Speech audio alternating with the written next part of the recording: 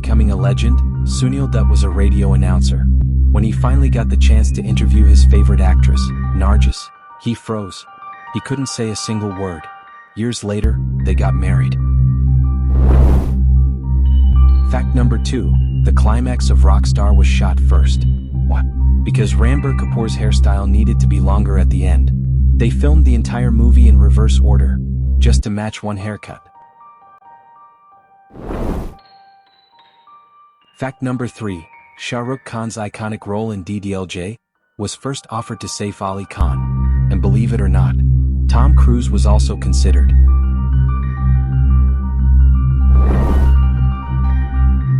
Fact number 4.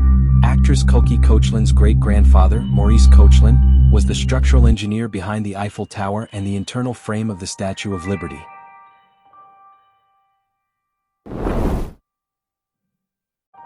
Fact number 5.